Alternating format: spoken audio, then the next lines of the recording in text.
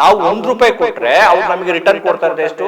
14 ಪೈಸೆ ಅಷ್ಟೇ. ಕೆಲಸಕ್ಕೆ ಬಾರದೆ ವಿಚಾರ ನೋಡ್ಬೇಕು. ಬಿಜೆಪಿಯ ನಾಯಕರುಗಳ ಸ್ಟೇಟ್ಮೆಂಟ್ ನೋಡಿದ್ರೆ ಒಂಥರ ಸಿಟ್ಟು ಬರುತ್ತೆ. ಇದು ಒಳ್ಳೆಯ ಬಜೆಟ್, ಜನಹಿತವಾದ ಬಜೆಟ್. ಯಾವ ಸೀಮೆ ಜನಹಿತವಾದ ಬಜೆಟ್ ಇದು? ರಾಜ್ಯಕ್ಕೆ ಅನ್ಯಾಯ ಮಾಡಿದ್ದಾರೆ. ಪ್ರಿಯ ವೀಕ್ಷಕರೇ, ನಿಮ್ಮೆಲ್ಲರಿಗೂ ನಮಸ್ಕಾರ. ನಾನು KJ ಹಳ್ಳಿ ಸುರೇಶ್. ಸ್ನೇಹಿತರೆ, ಕೇಂದ್ರ ವಿತ್ತ ಸಚಿವೆ ನಿರ್ಮಲಾ ಸೀತಾರಾಮನ್ ಅವರು 2026 ಮತ್ತು 27ನೇ ಸಾಲಿನ ಬಜೆಟ್ ಅನ್ನ ನಿನ್ನೆ ಮಂಡಿಸಿದ್ರು. ಈ ಬಜೆಟ್ ಎಷ್ಟರ ಮಟ್ಟಿಗೆ ದೇಶಕ್ಕೆ ಲಾಭದಾಯಕವಾಗಿದೆ, ಎಷ್ಟರ ಮಟ್ಟಿಗೆ ಅದು ನಿರಾಶಾದಾಯಕವಾಗಿದೆ ಅನ್ನೋದು ಇನ್ನೂ ಚರ್ಚೆ ನಡೀತಾ ಇದೆ. ಆದರೆ ನಾವು ಕರ್ನಾಟಕಕ್ಕೆ ಯಾವ ಮಟ್ಟಿಗೆ ಲಾಭ ಆಯಿತು, ಅದೆಷ್ಟರ ಮಟ್ಟಿಗೆ ಕೊಟ್ಟರು, ಕರ್ನಾಟಕಕ್ಕೆ ಬಂಪರ್ ನಾಮ ಇಟ್ರ, ಇವೆಲ್ಲದ್ರ ಬಗ್ಗೆ ಚರ್ಚೆ ಮಾಡ್ತಾ ಹೋಗೋಣ. ಅದಕ್ಕೂ ಮುಂಚೆ ನೀವಿನ್ನು ನಮ್ಮ ಚಾನಲ್ಗೆ ಸಬ್ಸ್ಕ್ರೈಬ್ ಮಾಡದೇ ಇದ್ದರೆ ದಯಮಾಡಿ ಮಾಡ್ಕೊಳ್ಳಿ, ಲೈಕ್ ಮಾಡಿ, ಶೇರ್ ಮಾಡಿ, ನಿಮ್ಮ ಅಭಿಪ್ರಾಯವನ್ನು ತಿಳಿಸಿ.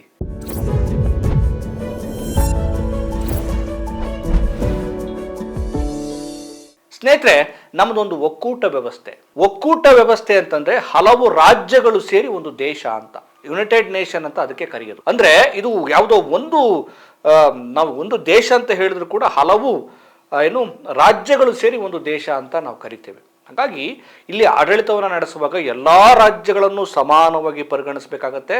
ಮತ್ತೆ ಕೆಲವು ರಾಜ್ಯಗಳಿಗೆ ವಿಶೇಷವಾದಂಥ ಒಂದು ಆದ್ಯತೆಯನ್ನು ಕೊಡಬೇಕಾಗತ್ತೆ. ಇದೆಲ್ಲವನ್ನು ಕೂಡ ಒಕ್ಕೂಟ ತತ್ವದ ಅಡಿಯಲ್ಲಿ ಮಾಡಬೇಕಾಗತ್ತೆ. ಆದರೆ ನಿರ್ಮಲಾ ಸೀತಾರಾಮನ್ ಅವರು ಮಂಡಿಸಿರುವಂಥ ಬಜೆಟನ್ನು ನೋಡಿದ್ರೆ, ಅದು ರಾಜ್ಯದ ಮಟ್ಟಿಗೆ ನೋಡಿದ್ರೆ ನಿಜಕ್ಕೂ ಬೇಸರ ಆಗತ್ತೆ.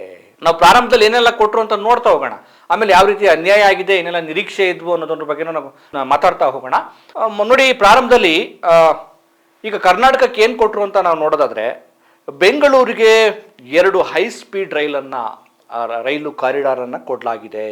ದೇಶದಲ್ಲಿ ಒಟ್ಟು 7 ಹೈ ಸ್ಪೀಡ್ ರೈಲು ಕಾರಿಡಾರ್ ಅನ್ನ ನಿರ್ಮಾಣ ಮಾಡಲಾಗುತ್ತೆ. ಅದರಲ್ಲಿ ಹೈದರಾಬಾದ್ ಟು ಬೆಂಗಳೂರು ಮತ್ತೆ ಚೆನ್ನೈ ಟು ಬೆಂಗಳೂರು ಅನ್ನುವಂಥ ಈ ಹೈ ಸ್ಪೀಡ್ ರೈಲನ್ನು ಘೋಷಣೆ ಮಾಡಿದ್ದಾರೆ. ಅನಂತರ ಬೆಂಗಳೂರಿಗೆ ಒಂದು 5,000 ಕೋಟಿ ಹಣವನ್ನು ಕೊಡ್ತಾರಂತೆ.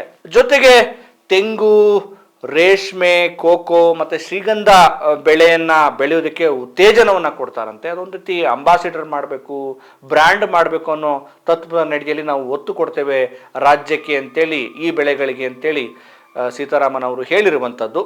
ಇನ್ನು ಕರ್ನಾಟಕದ ಆಮೆ ಪಥವನ್ನು ನಾವು ಅಭಿವೃದ್ಧಿಗೊಳಿಸ್ತೀವಿ ಅಂತ ಹೇಳಿದ್ದಾರೆ. ಇದನ್ನು ನೋಡಿದಾಗ ಇಷ್ಟು ಸಾಕಾ, ಇದು ಏನಾದರೂ ಉಪಯೋಗಕ್ಕೆ ಬರುತ್ತಾ ಅಂತ ನಾವು ನೋಡಿದಾಗ ಬಹಳ ಬೇಸರ ಆಗುತ್ತೆ. ನಮ್ಮ ರಾಜ್ಯದ ರಾಜಕಾರಣಿಗಳಿಗೆ ಒಂದು ದೂರದೃಷ್ಟಿ, ರಾಜ್ಯದ ಬಗ್ಗೆ ಅಭಿವೃದ್ಧಿ ಮತ್ತೆ ಇಚ್ಛಾಶಕ್ತಿ ಇದ್ದಿದ್ರೆ ಈ ರೀತಿ ಆಗ್ತಾ ಇರಲಿಲ್ಲ. ಇದು ಮೊದಲೇನಲ್ಲ, ಪದೇ ಪದೇ ರಾಜ್ಯದ ಮೇಲೆ ಆಗ್ತಿರುವಂಥ ಅನ್ಯಾಯ ಇದು. ಮುಖ್ಯಮಂತ್ರಿ ಸಿದ್ದರಾಮಯ್ಯನವರು ಹೇಳಿರುವಂಥ ಮಾತು ನಿಜಕ್ಕೂ ಸತ್ಯ ಅಂತ ಹೇಳಿದ್ರು. ರಾಜ್ಯಕ್ಕೆ ಚೆಂಬು ಕೊಟ್ಟಿದ್ದಾರೆ ಅಂತ ಹೇಳಿರುವ ಮಾತು ನಿಜಕ್ಕೂ ಸತ್ಯ.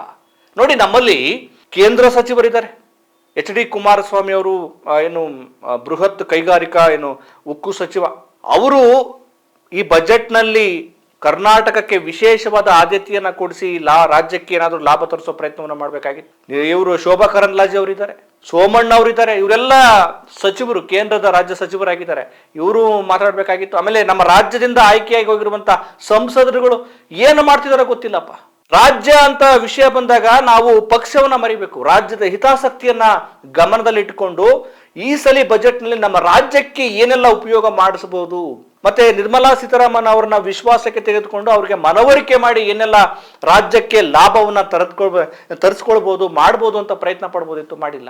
ಯಾಕೆ ಬೇಸರ ಆಗುತ್ತೆ ಸ್ನೇಹಿತರಂದ್ರೆ, ಈ ದೇಶದ ಆರ್ಥಿಕತೆಗೆ ನಾವು ಲಾಭ ಮಾಡ್ಕೊಡಲಿ ನಮ್ದು 2ನೇ ಸ್ಥಾನ.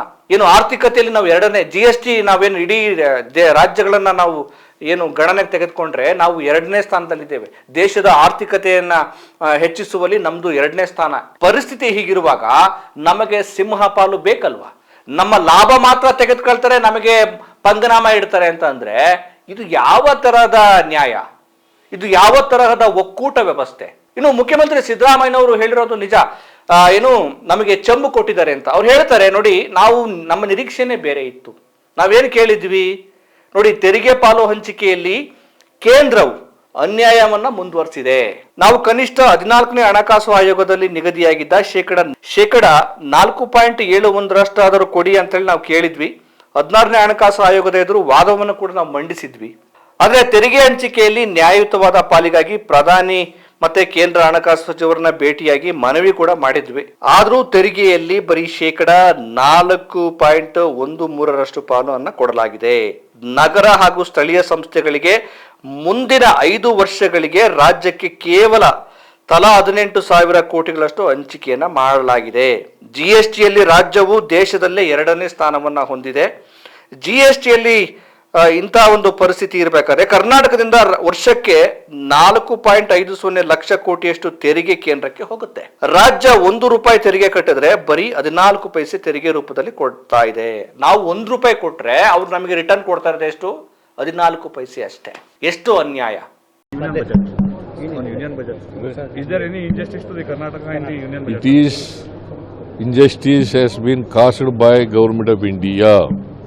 We are expected relief by this budget by 2026-27, but relief has not been given to Karnataka, not only Karnataka, to South India itself.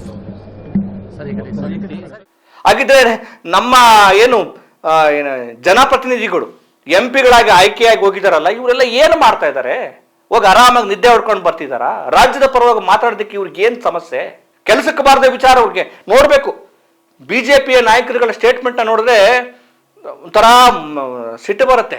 ಇದು ಒಳ್ಳೆಯ ಬಜೆಟ್, ಜನಹಿತವಾದ ಬಜೆಟ್ ಅಂತ.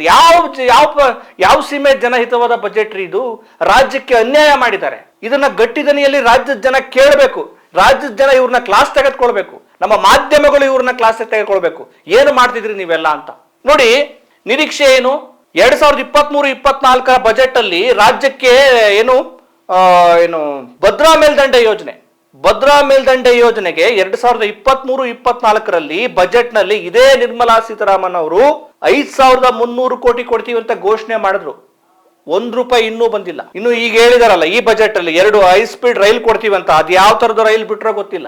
ಆಮೇಲೆ ಭದ್ರಾ ಮೇಲ್ದಂಡೆ ಯೋಜನೆ, ಕೃಷ್ಣಾ ಯೋಜನೆ, ಇವನ್ನ ರಾಷ್ಟ್ರೀಯ ಯೋಜನೆಗಳನ್ನಾಗಿ ಘೋಷಣೆ ಮಾಡಿ ಅಂತ ಕೇಳಲಾಗಿತ್ತು. ಅವನ್ನ ಘೋಷಣೆ ಮಾಡಿಲ್ಲ. ಕಳೆದ ಬಜೆಟ್ ನಲ್ಲಿ ಘೋಷಣೆ ಮಾಡಿದ ಹಣನೇ ಬಂದಿಲ್ಲ. ಇನ್ನು ಹೈ-ಸ್ಪೀಡ್ ರೈಲು ಬರುತ್ತೆ ಅಂತ ನಾವು ಯಾವ ನಿರೀಕ್ಷೆ ಇಟ್ಕೋಬೇಕು? ಅದನ್ನ ತಾಂಡ್ ನಾವೇನ್ ಮಾಡ್ಬೇಕು? ಆಕ್ಚುಲಿ ಬೇರೆ ನಿರೀಕ್ಷೆನ ಇಟ್ಕೊಂಡಿದ್ರು ರಾಜ್ಯದ ಜನ. ನೋಡಿ, Bengaluru to Mumbai, Bengaluru to Pune, Bengaluru to Mangaluru high speed rail ಅನ್ನ ಕೊಟ್ಟಿದ್ರೆ ತುಂಬಾ ಚೆನ್ನಾಗಿತ್ತು ಅಂತ ಸಿದ್ದರಾಮಯ್ಯ ಹೇಳಿದ್ದಾರೆ. ಇನ್ನು ಕಲ್ಯಾಣ ಕರ್ನಾಟಕಕ್ಕೆ 371 ಅಡಿ 5,000 ಕೋಟಿ ಮ್ಯಾಚಿಂಗ್ ಗ್ರಾಂಟ್ ಅನ್ನ ಕೇಳಲಾಗಿತ್ತು. ರಾಯಚೂರಿಗೆ ಏಮ್ಸ್ ಮತ್ತೆ ಕಬ್ಬು, ತೊಗರಿ, ಬೇಳೆಕಾಳುಗಳಿಗೆ ಆರ್ಥಿಕ ನೆರವನ್ನ ನಾವು ಕೇಳಿದ್ವಿ. ಅದಕ್ಕೂ ಕೂಡ ಏನು ಕೊಟ್ಟಿಲ್ಲ. ಆಮೇಲೆ ಮೇಕೆದಾಟು ಯೋಜನೆಗೆ ಅನುಮತಿಯನ್ನ ಕೊಟ್ಟಿಲ್ಲ. ಮಹದಾಯಿ ಯೋಜನೆಗೆ ಪರಿಸರ ಸಚಿವಾಲಯ ಅನುಮತಿ ಕೊಟ್ಟಿಲ್ಲ. ಇಲ್ಲಿ ಸಿದ್ದರಾಮಯ್ಯನವರು ಎಲ್ಲ ಮಾಡಿದ್ದಾರೆ ಅಂತ ನಾವು ಹೇಳ್ತಾ ಇಲ್ಲ. ರಾಜ್ಯದ ಮುಖ್ಯಮಂತ್ರಿಗಳ ಜವಾಬ್ದಾರಿಯು ಮತ್ತು ರಾಜ್ಯ ಸರ್ಕಾರದ ಜವಾಬ್ದಾರಿಯು ಬಹಳ ಮುಖ್ಯ ಆಗತ್ತೆ. ಇಲ್ಲಿ ರಾಜ್ಯ ಸರ್ಕಾರ, ರಾಜ್ಯದ ಮುಖ್ಯಮಂತ್ರಿಗಳು, ಆಮೇಲೆ ವಿರೋಧ ಪಕ್ಷದ ನಾಯಕರು ಇವರೆಲ್ಲರೂ ಒಟ್ಟಿಗೆ ಒಂದು ನಿಯೋಗದ ಮೂಲಕ ಹೋಗಿ ಅಲ್ಲಿ ಹಣಕಾಸು ಸಚಿವಾಲಯದ ಮುಂದೆ ಬೇಡಿಕೆ ಇಡಬೇಕಾಗಿತ್ತು. ನೋಡಿ, ನಾವು ಇಷ್ಟೊಂದು GST ಕಟ್ತಾ ಇದ್ದೀವಿ, ನಮ್ಮ ಪಾಲು ಇಷ್ಟಿದೆ, ದೇಶದ ಆರ್ಥಿಕತೆಯನ್ನು ಹೆಚ್ಚಿಸುವಲ್ಲಿ ನಮ್ಮ ಪಾತ್ರ ದೊಡ್ಡದಿದೆ, ಪರಿಸ್ಥಿತಿ ಹೀಗಿರುವಾಗ ನಮ್ಮ ರಾಜ್ಯಕ್ಕೆ ಇಂಥ ಒಂದು ಡಿಮ್ಯಾಂಡ್ ಮಾಡಬೇಕು, ಇಂಥದ್ದೊಂದು ಯೋಜನೆಯನ್ನು ನೀವು ಕೊಡಬೇಕು, ಇಂಥ ಸವಲತ್ತನ್ನು ಕೊಡಬೇಕು, ಇಷ್ಟು ಹಣ ನಮಗೆ ಬೇಕು ಅಂತೇಳಿ ಒಗ್ಗಟ್ಟಾಗಿ ಕೇಂದ್ರದ ಮುಂದೆ ಕೇಳಬೇಕಾಗಿತ್ತು. ಅಂದ್ರೆ ಅವ್ರ ಮೇಲೆ ಒತ್ತಡವನ್ನು ಹೇರಬೇಕಾಗಿತ್ತು. ಆದ್ರೆ ಇವತ್ತು 2 ಹೈ-ಸ್ಪೀಡ್ ರೈಲ್ ಕೊಟ್ಬಿಟ್ಟಿದ್ದಾರೆ. ಜನಹಿತ ಅದು ಇದು ಅಂತೇಳಿ ಬಿಜೆಪಿ ನಾಯಕರು ಏನೋ ಒಂದು ದೊಡ್ಡ ಸಾಧನೆ ಅಂತೇಳಿ ಹೇಳ್ತಿದಾರಲ್ಲ, ನಾಚಿಕೆ ಆಗ್ಬೇಕು. ಉತ್ತರದವರಿಗೆ ಬಂಪರು, ದಕ್ಷಿಣ ಕರ್ನಾಟಕದ ರಾಜ್ಯದವರಿಗೆ ಮೂರ್ನಾಮನ. ಈ ರೀತಿಯ ಆರ್ಥಿಕ ಅಸಮಾನತೆಯನ್ನ, ಈ ರೀತಿ ರಾಜ್ಯಗಳ ಕಡೆಗಣನೆಯನ್ನ ಖಂಡಿಸಬೇಕಾಗಿದೆ. ಪಕ್ಷಾತೀತವಾಗಿ ಈ ರಾಜ್ಯದ ಮುಖ್ಯಮಂತ್ರಿಗಳಾಗ್ಲಿ, ವಿರೋಧ ಪಕ್ಷದ ನಾಯಕರಾಗ್ಲಿ, ಸಂಸದರುಗಳಾಗ್ಲಿ, ನಿಮ್ಗೆ ಈ ರಾಜ್ಯದ ಅನ್ನ, ನೀರು, ಭಾಷೆ ಎಲ್ಲವನ್ನೂ ಪಡೆದಿದ್ದೀರಲ್ಲ, ನೀವು ಇದನ್ನು ಮಾಡದೇ ಇದ್ರೆ ರಾಜ್ಯದ ಕಂಟಕರಾಗ್ತೀವಿ. ನಿಮ್ಮ ಅಬ್ಬರ ಆಕ್ರೋಶಗಳೆಲ್ಲ ಕೇವಲ ಮಾಧ್ಯಮಗಳ ಮುಂದೆ ಅಲ್ಲ, ಅಲ್ಲಿ ಸದನದಲ್ಲಿ, ಪಾರ್ಲಿಮೆಂಟ್ ಅಲ್ಲಿ ರಾಜ್ಯದ ಪರವಾಗಿ ದನಿ ಎತ್ತಬೇಕಾಗಿತ್ತು. ಇವರೆಲ್ಲ ಎಂಪಿಗಳು, ಕೇಂದ್ರದ ಸಚಿವರುಗಳು, ರಾಜ್ಯದ ಮುಖ್ಯಮಂತ್ರಿಗಳು ಇವರೆಲ್ಲ ಹೋಗಿ ಕೇಳಬೇಕಾಯ್ತು, ಆಗ್ರಹ ಪಡಿಸಬೇಕಾಗಿತ್ತು. ನಾವು ಕೇಳಿದ್ವಿ, ಅವ್ರು ಕೊಟ್ಟಿಲ್ಲ ಅಂದ್ರೆ ಕೊಟ್ಟಿಲ್ಲ ಕೇಳಬೇಕು. ನಿರ್ಮಲಾ ಸೀತಾರಾಮನ್ ಅವರು ರಾಜ್ಯದಿಂದ ಆಯ್ಕೆಯಾಗಿದ್ದಾರೆ, ರಾಜ್ಯಕ್ಕೆ ನಿಮ್ದು ಕೊಡುಗೆ ಏನಮ್ಮ ಅಂತ ಕೇಳಬೇಕಾಗಿತ್ತು. ಈ ರೀತಿ ನಾವು ಬಿಡ್ತಾ ಹೋದ್ರೆ ನಮಗೆ ಇದೇ ರೀತಿ ಪಂಗನಾಮ ಮುಂದುವರಿಯುತ್ತೆ ಸ್ನೇಹಿತರೆ. ನಮಗೆ ತುಂಬಾ ನಿರಂತರವಾಗಿ ಅನ್ಯಾಯ ಆಗ್ತಾನೇ ಇದೆ. ಈ ಅನ್ಯಾಯಗಳ ಸರಮಾಲೆ ನಿಲ್ಲಬೇಕು ಅಂದರೆ ರಾಜ್ಯದ ಜನ, ಆಮೇಲೆ ನಮ್ಮ ಏನು ಜನಪ್ರತಿನಿಧಿಗಳು, ನಮ್ಮ ಸರ್ಕಾರ, ನಮ್ಮ ಸಂಸದರುಗಳು, ನಮ್ಮ ವಿರೋಧ ಪಕ್ಷದ ನಾಯಕರುಗಳು ಮತ್ತೆ ಕೇಂದ್ರದ ಸಚಿವರು ರಾಜ್ಯದ ಪರವಾಗಿ ಇನ್ನಾದರೂ ನಿಲ್ಲುವ ಕೆಲಸವನ್ನ ಮಾಡಿ. ಇಲ್ಲಾಂದ್ರೆ ನೀವು ನಾಡಕಂಟಕರಾಗ್ತೀರಿ. ನೋಡೋಣ ಮುಂದೆ ಇವ್ರಿಗೆಲ್ಲ ಪ್ರಜ್ಞೆ ಬರುತ್ತಾ, ರಾಜ್ಯದ ಜನ ಎಚ್ಚೆತ್ಕೊಂಡು ಇವ್ರಿಗೆ ಬಿಸಿ ಮುಟ್ಟಿಸೋ ಕೆಲಸವನ್ನ ಮಾಡ್ತಾರ ಅಂತ. ನಮಸ್ಕಾರ.